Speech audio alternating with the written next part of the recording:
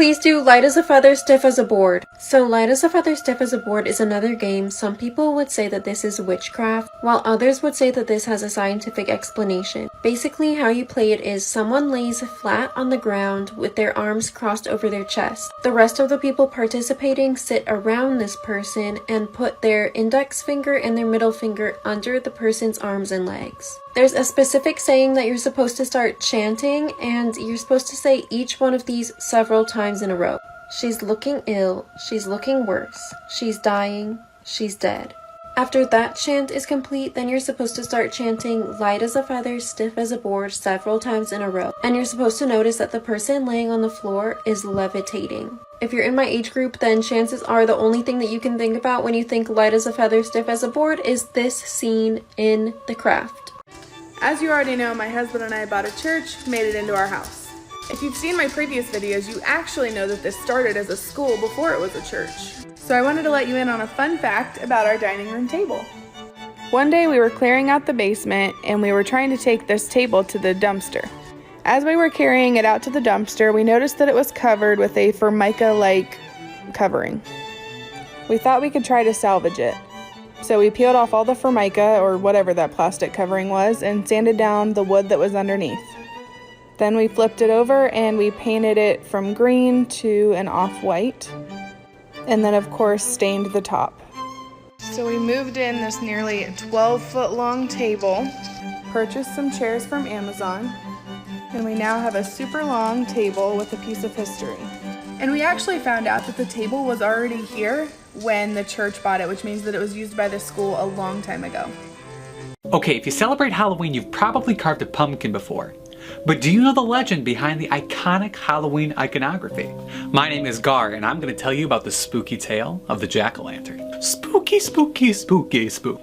So the story comes from an Irish folktale, and it's about a man named Stingy Jack. So apparently, Jack invited the devil to have a drink with him, and staying on brand, he did not want to pay for their drinks. So he convinced the devil to turn into a coin, but instead of paying for the drinks, he took the now coin-shaped devil and put him in his pocket next to a silver cross, which stopped him from turning back into his original form. He only agreed to release the devil on two conditions. One, the devil had to leave him alone for 1 year. And the second, if he died, the devil could not collect Jack's soul. And the devil agreed. And the next year came around and somehow Stingy Jack tricked the devil again. Part 2's already up. How to hypothetically beat every saw trap. This is the razor box. Just for some background, she was infected with a poison and the antidote was in the syringe.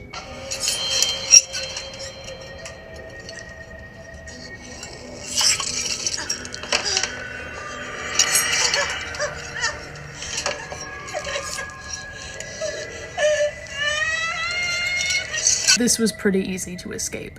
We're gonna cut her a little slack because she was poisoned. To put it simply, don't put both hands in. Put one of your hands in. When you're stuck, you use the other hand to widen the blades to release your hand. Like most of these, they're not meant to kill unless they were Amanda's traps. You just have to think about it before you do it, and none of these people do that because it's a scary movie. Follow for more. Do you know someone who idolizes a famous person a little bit too much? For Sophie, her obsession with her favorite celebrity led to something truly terrifying. Sophie loved everything about her favorite celebrity, who for now we'll just call Mindy. She especially loved Mindy's looks. She would buy the same clothes, get the same hairstyle, and buy the same jewelry. She did everything to look exactly like her. So one day, Sophie saw from Mindy's Instagram that she was about to go to this restaurant. So Sophie showed up at that restaurant first and waited until Mindy came. She had wanted to get plastic surgery for a while, and she thought, what better than to get a real-life reference photo for my doctor. Soon, Mindy came in, sat down, and ordered. Sophie tried to compose herself, but when Sophie saw that Mindy got up to go to the bathroom, she followed. Then she pretended to be someone that Mindy met at an event and probably forgot about, so she wouldn't seem like just another fan. Then she leaned in and asked to take a photo together. The next day, she walked into her doctor's office with the reference in hand and said, "Here's exactly what I want to look like," and demanded the face be sewn into hers. My mom said my little sister is an angel, but when I threw her out of the balcony, she didn't fly. I should not be laughing at this. My brother told me once, "Gabs, there's someone in my closet." I told him, "No, there isn't." I opened up the closet to see my brother inside. I mean, at that point, they're both catching these hands. I do not care.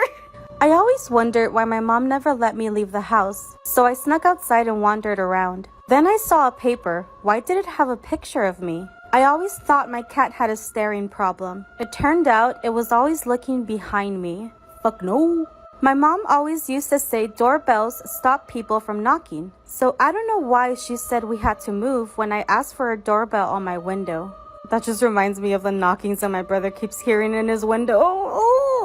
Today I'll be telling you about the 11-mile ritual. So basically the 11-mile ritual, if you complete the 11 miles, your greatest wish or desire or whatever you think of or want while you're on that road will come true as long as you finish the 11 miles. So the rules are you can't turn on the radio, you can't listen to anything, you have to have your windows rolled up, you can't look around, not even at your rearview mirror, you have to stay looking at the road only. Also, you have to be driving faster than 30 miles per hour.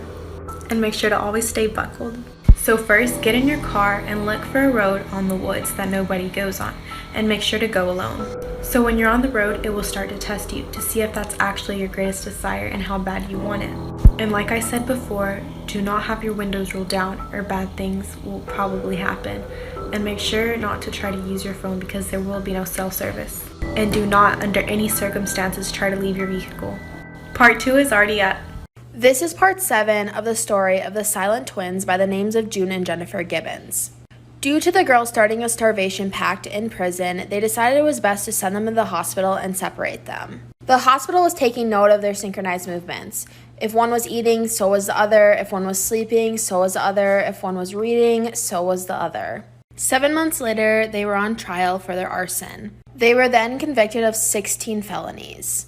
After their trial, the prison sent them to a psychiatrist where they were then diagnosed with psychopathic personality disorder.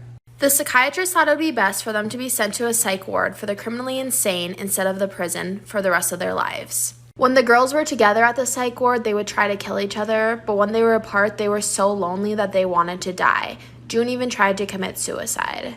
To that day, still nobody knew why they were silent and why they would copy each other's movements until this girl, Mary Wallace, got involved.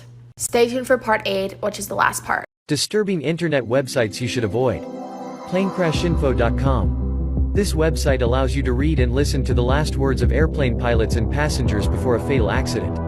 Deathdate.info. This website will calculate the time you have left to live on Earth based on the information you provide. Simulation-argument.com. This website tries to convince you that we are living in a simulation through studies, documents, and scientific reports.